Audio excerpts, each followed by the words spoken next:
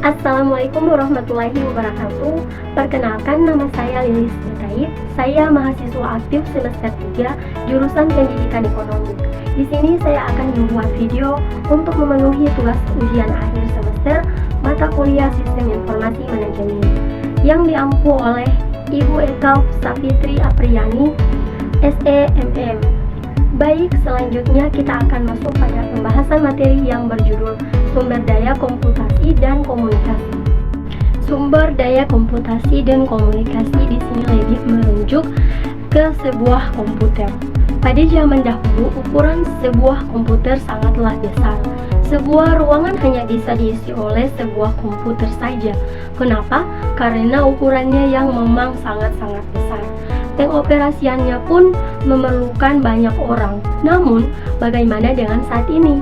Saat ini tentu kita sudah mengenal komputer berukuran lebih kecil yang mungkin Anda sendiri memiliki di rumah Anda, yang bisa kita sebut dengan nama personal komputer atau PC atau komputer mikro yang disebut personal sebab pengoperasiannya cukup membutuhkan satu orang saja.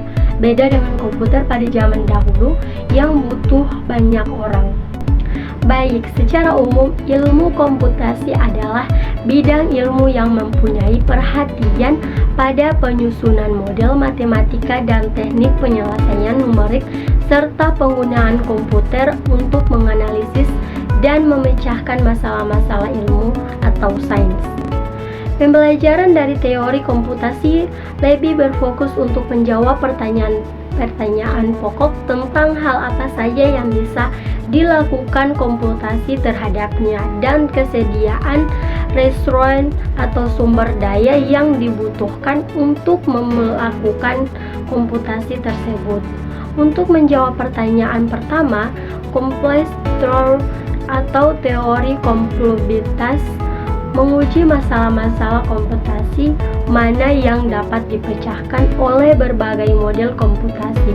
Pertanyaan kedua dialamatkan untuk teori kompleksitasi komputasi yang mempelajari waktu dan biaya untuk berhubungan dengan pemecahan masalah komputasi.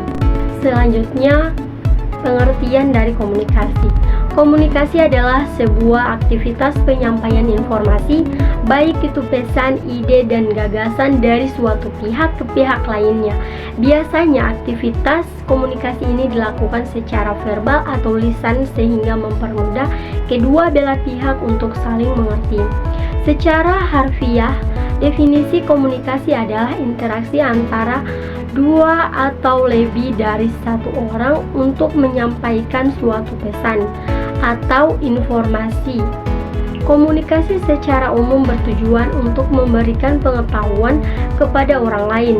Dalam sebuah organisasi atau bisnis, komunikasi memiliki peran yang sangat penting karena merupakan bentuk koordinasi antara anggota atau tim untuk menyampaikan ide atau gagasannya. Komputer memiliki bermacam-macam kecepatan dan harga, namun semua memiliki fitur-fitur yang umum. Fitur yang menjadi perhatian kita adalah prosesor, memori, kapasitas penyimpanan, dan alat input dan output. Komputer-komputer yang lebih besar memiliki komponen yang lebih banyak dan lebih cepat daripada komputer mikro. Berikut adalah beberapa komponen-komponen dari peranti keras. Yang pertama yaitu prosesor. Prosesor adalah tempat di mana pemrosesan data dilakukan. Seiring dengan merosotnya biaya pengguna teknologi informasi, perusahaan-perusahaan menggunakan lebih banyak sumber daya yang tidak mahal ini bagi pengambil keputusan. Kecepatan prosesor diukur oleh jumlah siklus yang terjadi per detik dan angka ini berkembang dengan sangat cepat. Selama beberapa tahun semenjak IBM memperkenalkan komputer mikronya, yang pertama, kekuatan komputer dipengaruhi oleh ukuran Word dan prosesor. Peranti keras yang kedua yaitu memori, yang disebut juga penyimpanan primer atau random access memory atau RAM. Memori mengacu pada area penyimpanan yang terdapat pada papan sikrut komputer. Memori adalah barang yang rentan karena isinya akan hilang ketika daya komputer dimatikan. Karakteristik ini mencerminkan fakta bahwa nilai bit akan dapat diubah secepat yang bisa dilakukan oleh siklus prosesor. Memori di dalam sebuah komputer sangatlah cepat jika dibandingkan dengan mengakses data di sebuah alat penyimpanan sebuah disk.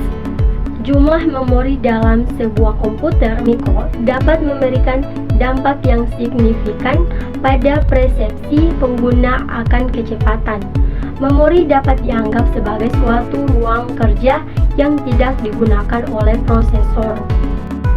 Peranti keras yang ketiga yaitu ruang penyimpanan.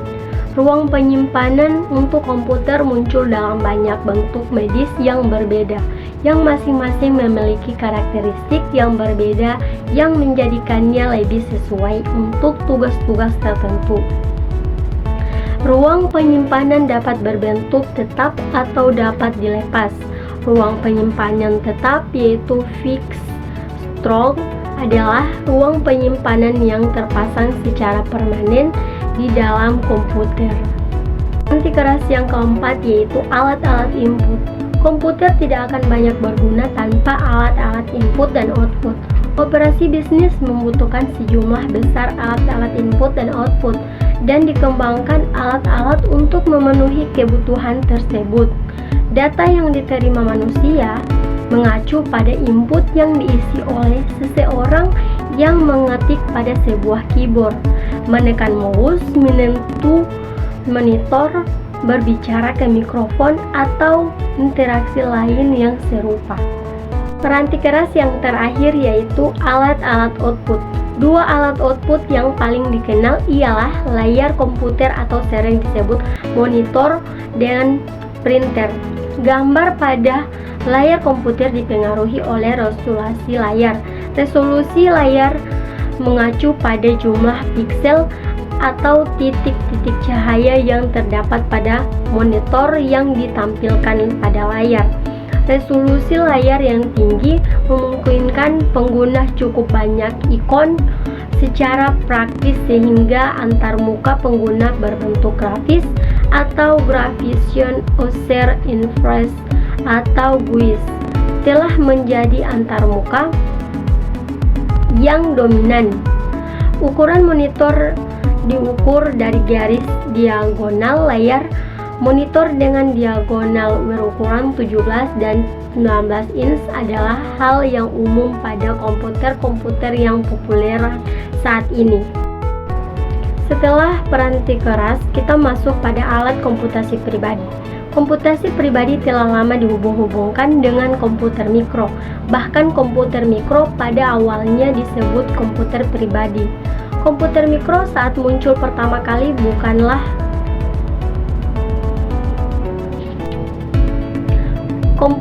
Komputer mikro saat muncul pertama kali bukan tergabung dalam suatu jaringan, melainkan setiap pengguna komputer mikro menggunakan sumber daya ini hanya untuk keperluan komputasi pribadinya saja. Berikut komponen-komponen dari alat komputasi pribadi. Yang pertama yaitu telepon seluler. Berikut komponen-komponen dari alat komputer pribadi. Yang pertama, telepon seluler dengan pesan dan video. Perusahaan-perusahaan pembuat telepon seluler populer seperti Samsung, Nokia, BlackBerry, dan lain-lain telah membuat telepon yang menampilkan pesan tulisan dan gambar-gambar berukuran kecil di layar tampilannya. Beberapa telepon seluler dapat menyimpan video-video pendek keipat menjadi alat input, meskipun beberapa orang merasa menekan tombol-tombol di keyboard telepon adalah hal yang membosankan. Namun, telepon seluler memiliki kapasitas komputasi yang mendasari saja, dan keypad serta layar tampilannya bertindak sebagai alat input dan output. Yang kedua, telepon seluler cerdas. Telepon seluler dianggap sebagai telepon cerdas atau smartphone ketika ia menjalankan pekerjaan yang biasanya dihubungkan dengan komputer mikro. Sebut saja smartphone, bisa mengakses web dan dapat mensinkronisasikan seluruh informasinya seperti agenda, nomor telepon, dan banyak lagi dengan komputer mikro. Yang ketiga yaitu jaringan rumah. Jaringan komputer rumah telah sama populernya seperti perusahaan TV kabel dan perusahaan telepon yang memasarkan modem untuk koneksi internet. Banyak rumah tangga yang memiliki lebih dari satu komputer mikro memiliki gerbang berkecepatan tinggi ke internet melalui model kabel atau DSL. Yang keempat yaitu keamanan komputasi rumah. 3 aspek keamanan memiliki arti yang penting bagi komputer mikro yang Anda pergunakan di rumah dan di tempat kerja. Misalnya update sistem operasi, virus, dan spyware. Keamanan bagi sumber daya sebuah organisasi seperti server web basis data dan jaringan hendaknya menjadi tanggung jawab dari para profesional sistem informasi. Sistem operasi adalah program-program komputer yang mengendalikan sumber daya peranti keras dan peranti lunak komputer Anda. Dan karena alasan mereka merupakan sasaran para hacker terus-menerus mencoba cara-cara baru untuk masuk ke dalam komputer Anda, sehingga Anda perlu terus-menerus mengupdate sistem operasi yang Anda gunakan. Selanjutnya yaitu peranti lunak. Peranti lunak sistem yaitu mengelola proses-proses komputer dan berfungsi sebagai suatu antarmuka yang menghubungkan pengguna peranti lunak aplikasi dan peranti keras. Berikut terdapat komponen-komponen peranti lunak sistem. Yang pertama yaitu peranti lunak aplikasi. Peranti lunak siap pakai aplikasi yang diproduksi oleh pemasok dan dijual kepada pengguna. Yang kedua, karakteristik aplikasi yang mudah digunakan. Dialog yang dipandu untuk mengarahkan pengguna sehubung dengan data apa yang dibutuhkan. Selanjutnya, komunikasi. Kecepatan transmisi data antar komputer yang berlangsung melalui sistem telepon publik seringkali lebih lambat daripada ketika komputer tersambung melalui jaringannya sendiri. Kabel yang menghubungkan kedua koneksi sama, namun kebanyakan jaringan komputer beroperasi ratusan kali lebih cepat daripada koneksi melewati sistem telepon publik. Alasannya adalah karena protokol untuk komunikasi sistem telepon publik dirancang untuk komunikasi suara dan kualitas serta kecepatan saluran komunikasi ini tidak harus tinggi. Poin terakhir yaitu konvergensi komputasi dan komunikasi. Alat-alat komputasi dan alat-alat komunikasi kini saling menyertakan fitur-fitur yang dimiliki di antara keduanya.